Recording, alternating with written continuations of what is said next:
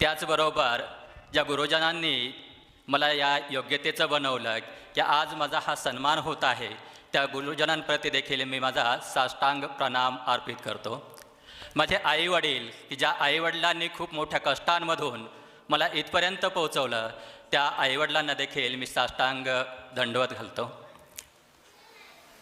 आजच्या कार्यक्रमाच्या अध्यक्षा संस्थेच्या सेक्रेटरी पोखरकर मॅडम, आदरणीय व्यासपीठ, विरगाव, देवठाण, सुगाव, मनोहरपूर, वासेरे या गावांमधून आलेले सर्व ग्रामस्थ, माझे सर्व नातेवाईक, आप्तेष्ट आणि विद्यार्थी बंधू आणि भगिनींनो, काय बोलावं हे काही सुचत नाही, कारण अनेक वर्षापासूनच्या आठवणी उंचवळून आलेल्या आहेत.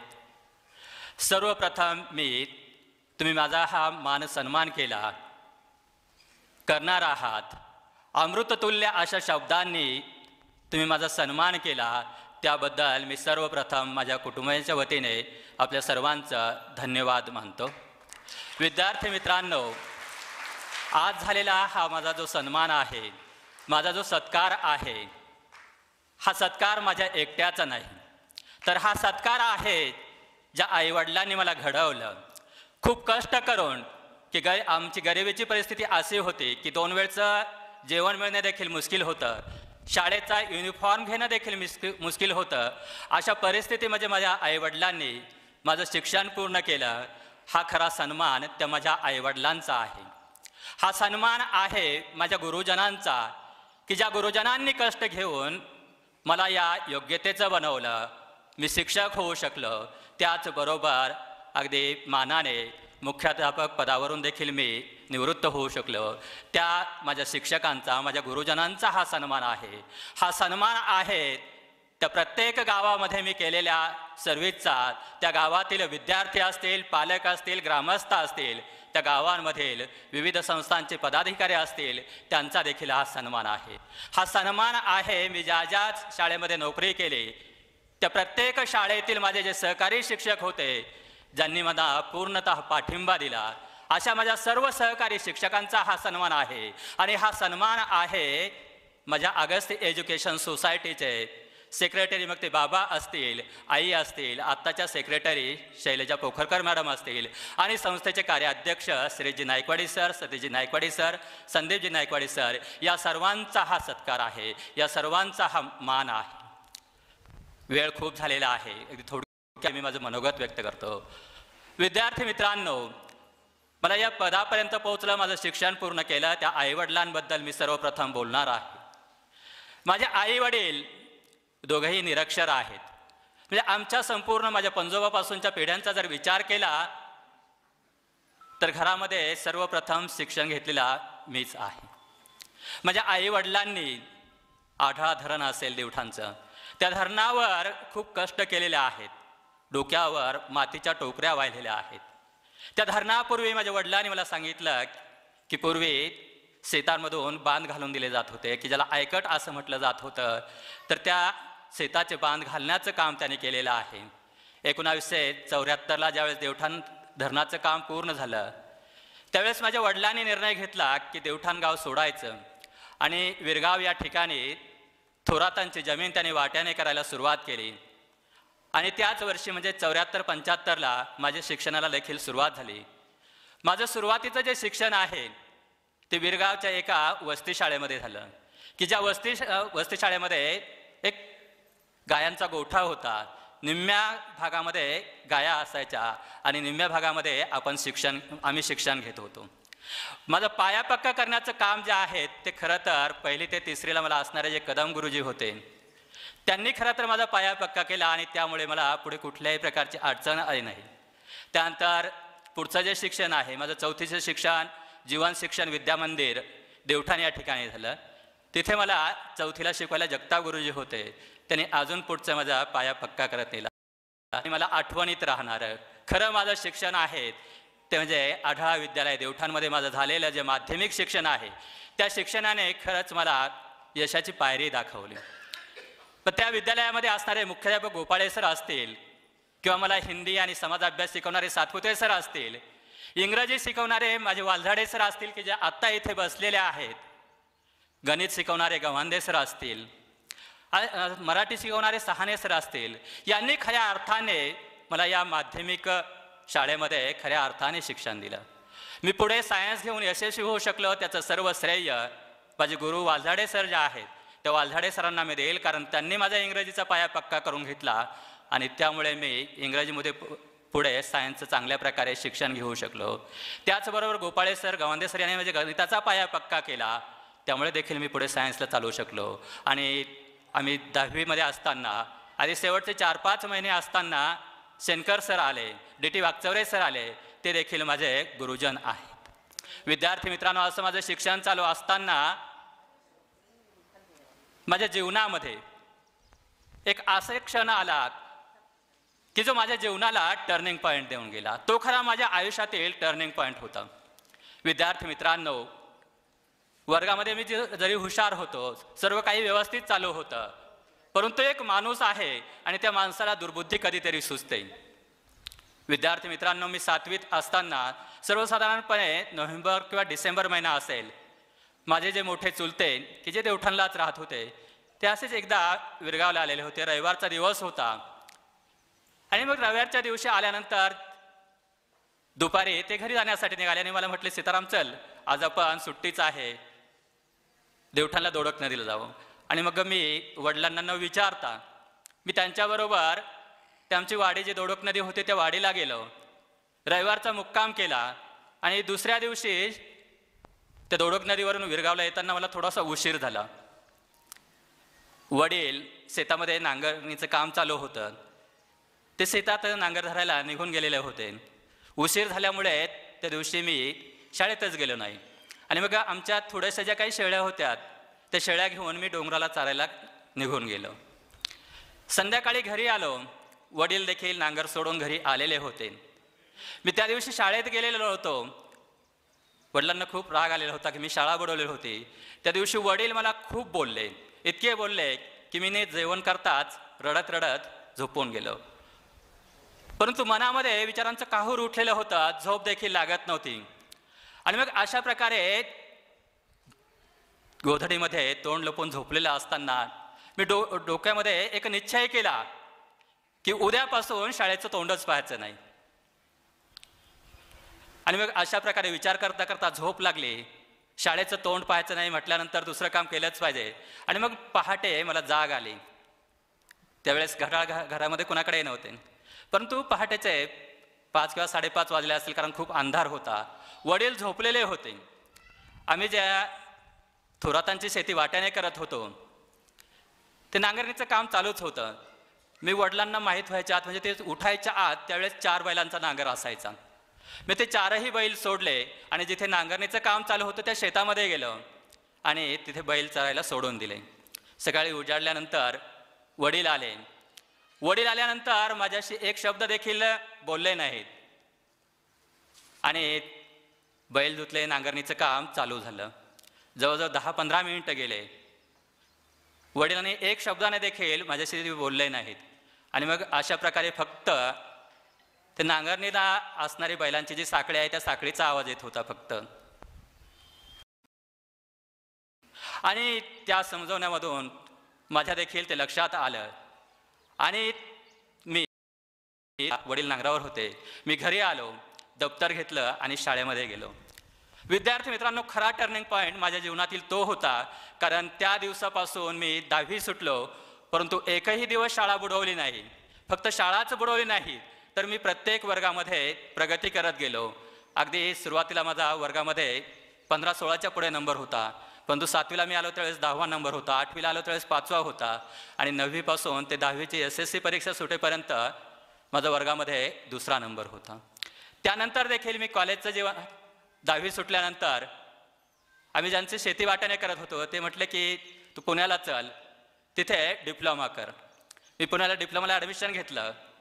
पहिल्या 3 सेमिस्टर मी सुटलो, परंतु त्यानंतर मात्र मला एक आजार झाला की ज्या आजारामध्ये माझे डोळे खूप दुखत होते. म्हणजे असे खाली वाकल्यानंतर असं वाटायचं की ते डोळे गळून खाली पडतील, इतका त्रास मला व्हायचा. आणि त्यामुळे मी घरी आलो. घरी आल्यानंतर मला पुढची परीक्षा देता आली नाही. त्याचा परिणाम असा झाला की मी शासकीय हॉस्टेलला होतो, ते शासकीय हॉस्टेलला गेल्या आणि मग मी ते डिप्लोमा सोडून दिला आणि मॉडर्न हायस्कूल अकोले या ठिकाणी परत 11वीला सायन्सला ॲडमिशन घेतलं. 11वी-12वी सायन्स केलं आणि मोठ्या कॉलेजमधून मी BSc झालो. BSc असेल किंवा B.Ed असेल, दोन्ही परीक्षांना मी डिस्टिंक्शनमध्ये पास झालो. अशा प्रकारे माझं शिक्षण पूर्ण झालं, B.Ed पूर्ण झालं. सर्वप्रथम मी माझ्या नोकरीची जी सुरुवात आहे ती सुरुवात आपल्या अहिल्यानगर जिल्ह्यामध्ये म्हणजे त्या तालुक्यामध्ये टाकळी खातगाव नावाचं एक गाव आहे. त्या गावामध्ये हनुमान विद्यालय म्हणून हायस्कूल आहे. तिथे मी जुलै 1994मध्ये माझ्या नोकरीची सुरुवात केली. फक्त 6.5 महिने मी त्या ठिकाणी नोकरी केली आणि मग सोनवणे सरांनी सांगितल्याप्रमाणे ते मी रिपीट करणार नाही, परंतु सोनवणे सरांनी सांगितल्याप्रमाणे 3/7/95ला माझी अगस्त्य एज्युकेशन सोसायटीच्या देवठाण या विद्यालयामध्ये अपॉइंटमेंट झाली. ज्या विद्यालयामधून मी माझं माध्यमिक शिक्षण पूर्ण केलं त्याच विद्यालयामध्ये मी शिक्षक म्हणून रुजू झालो आणि 13 वर्ष मी त्या विद्यालयामध्ये उपशिक्षक या पदावर नोकरी केली. पुढे 1/8/2008मध्ये माझं प्रमोशन झालं आणि प्रमोशन झाल्यानंतर श्री संत साईबाबा विद्यालय पिशेवाडी या ठिकाणी मी मुख्याध्यापक म्हणून रुजू झालो. मी मुख्याध्यापक पदावर रुजू झाल्यानंतर माझे जे सर्व सहकारी शिक्षक होते ते पिशेवाडीचे असतील किंवा सुगावचे असतील, परंतु माझ्या या सहकारी शिक्षकांनी मला खूप उत्तम अशी साथ दिली.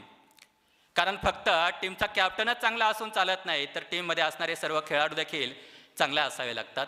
आणि मग अशा प्रकारे त्यांनी मला उत्तम साथ दिल्यामुळे पिशेवाडी या ठिकाणी मी जी सर्व्हिस केली त्या सर्व्हिसमध्ये एकूण 4 वेळा पिशेवाडीचा देखील निकाल 100% होता.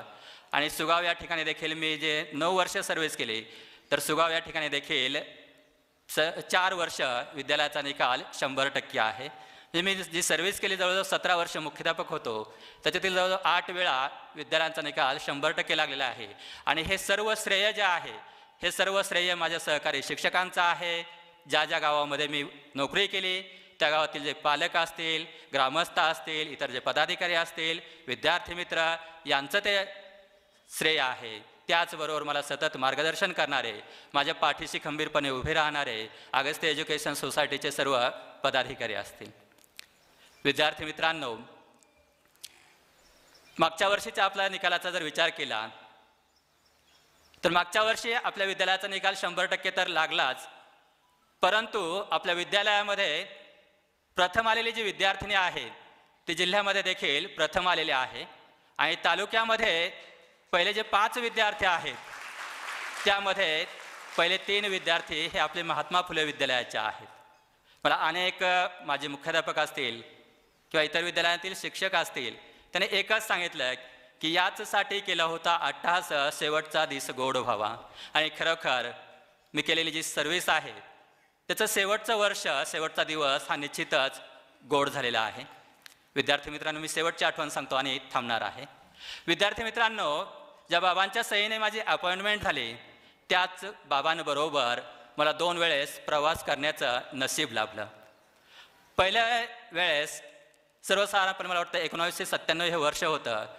आढळा विद्यालय देवठाणची सहल कोकण दर्शनासाठी गेलेली होती आणि मग त्या सहलीबरोबर बाबा देखील आमच्याबरोबर होते.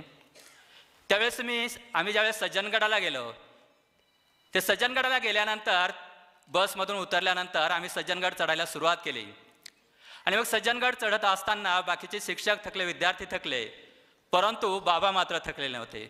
बाबा हे सर्वांच्या पुढे होते. म्हणजेच बाबांचे शरीर जे आहे ते किती काटक होतं.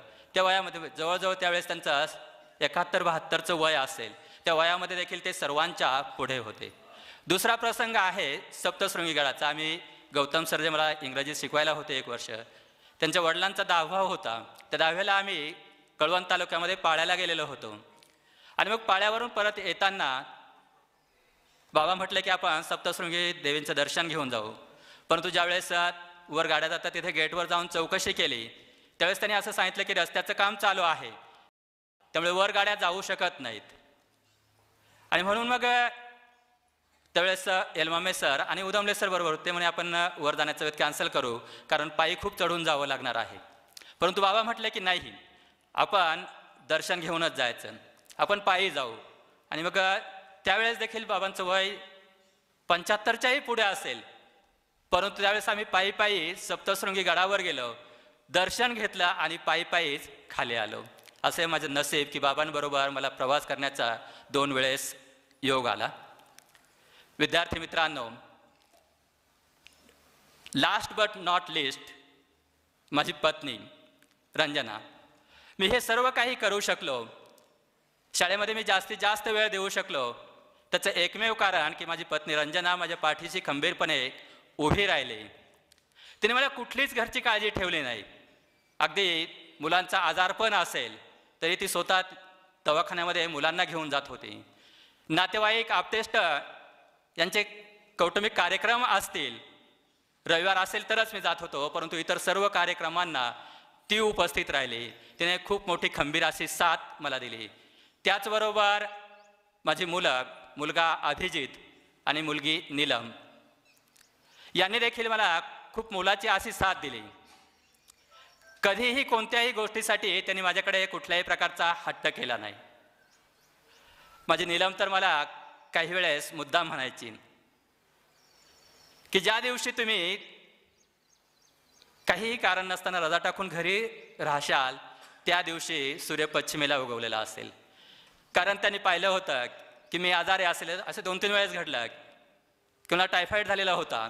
मी सकाळी 9 वाजता आधी उठवलं, डॉक्टरकडे जायचो, सलाईन लावून घ्यायचो. त्यांना सांगायचं की सलाईनचा वेग थोडासा जास्त ठेवा, मला शाळेवर जायचं आहे.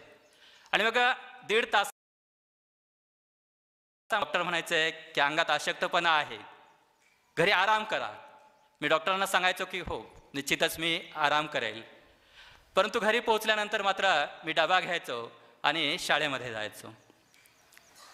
शाळेसाठी मी सर्वस्व वाहून घेतलं. कधीही शाळेच्या बाबतीत, विद्यार्थ्यांच्या बाबतीत, पालकांच्या बाबतीत कधीही मी कंटाळा केला नाही. ऑफ तास असेल तरी वर्गावर जर कोणी शिक्षक नसतील, रजा असतील, तर मी जास्तीत जास्त ते ऑफ तास वर्गावर जाऊन विद्यार्थ्यांना शिकवण्याचं काम केलं. आणि विद्यार्थ्यांनी देखील माझं मनापासून ऐकलं, पालकांनी मनापासून ऐकलं, आणि म्हणूनच मी हे यश माझ्या जीवनामध्ये प्राप्त करू शकलो. पुन्हा एकदा तुम्ही सर्वांनी माझा हा सन्मान केला, त्याबद्दल सर्वांचे पुन्हा एकदा धन्यवाद मानतो. अगस्त्य एज्युकेशन सोसायटीचे सेक्रेटरी, त्याचबरोबर कार्याध्यक्ष हे खंबीरपणे माझ्या पाठीशी उभे राहिले, मला सेवा करण्याची संधी दिली.